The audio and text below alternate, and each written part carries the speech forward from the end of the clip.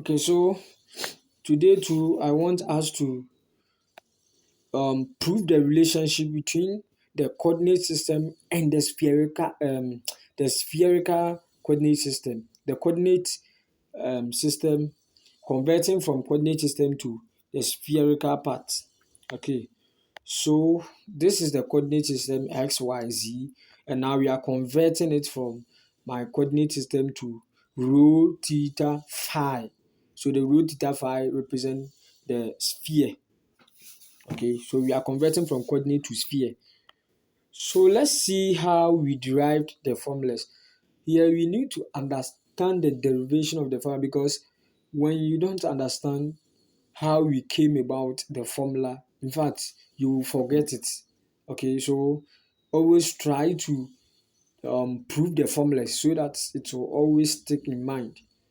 So let's see a quick review on how we derived the formulas relating coordinate system to a sphere. So this is the x, this is the z, this is the y, this is the x coordinate.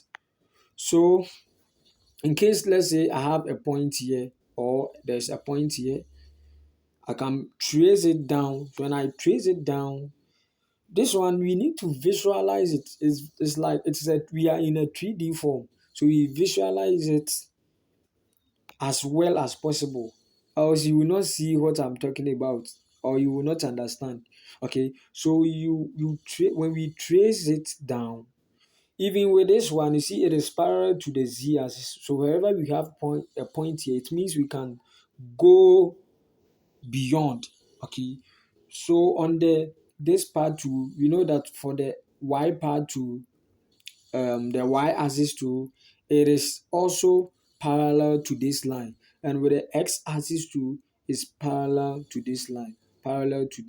Okay, so what we are doing here is that when we have a point here, when we trace it onto the z-axis, it is going to be perpendicular to it. Okay, and because this is the distance that has been traced by this point, when I want to find the angle this point made, or this line made with the z-axis, this will be the angle, which is phi. So this phi is the angle that made between the z and the point, or on this line. Okay, so this line represents the rho. Okay, unlike the cylindrical coordinate system, for spherical coordinate system, we use rho as the radius, okay, or the distance.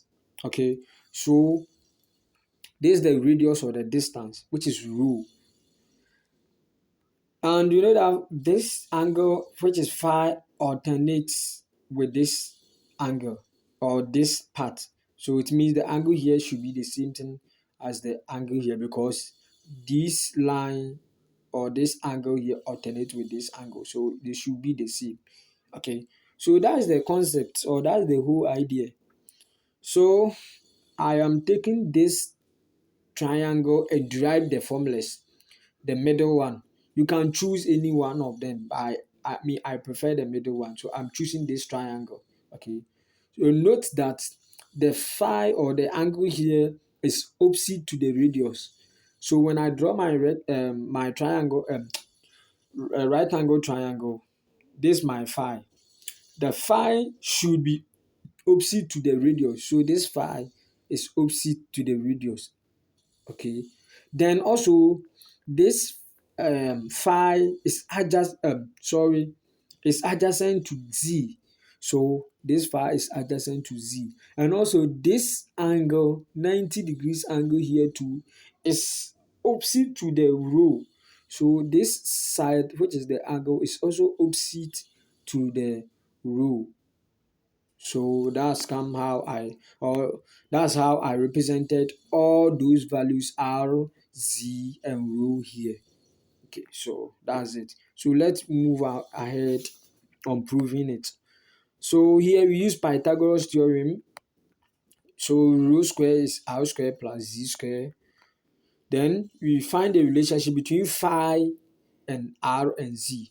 You know that the cos phi or cos theta is adjacent, which is z over hypotenuse. So the hypotenuse too is rho. So you are going to get z over rho. So making z the subject, you are going to get z is equal to rho cos phi. And also, you know that sine theta is so, but here we are not using theta, but we are using phi. So sine phi is equal to opposite over hypotenuse, and the opposite is r, and hypotenuse is rho. So we are going to get r over the hypotenuse, which is rho. So making the r the subject, we are going to get rho sine phi. So that's it. And also note that my rho, or that is the radius, is always equal to s square plus y square plus z square. So all these formulas we need to know, but we need to know how we came about this formula so that we will not forget. Okay, so that's how we got those formulas. Let's see. We have another relation. In case they give you a coordinate system and they ask you to convert it to a spherical system, you need theta to convert. So here we can also combine the relationship between a cylindrical and a sphere. So from our previous lessons, we learned these formulas on cylindrical coordinates. So we had x to be r cos theta, and we had y to be r sin theta. So we are just going to make r the subject here from the equation. Then we go and put it back to where I derive for the sphere. So when you do that, you are going to get these two formulas. Y being equal to rho sin theta sin phi, and also x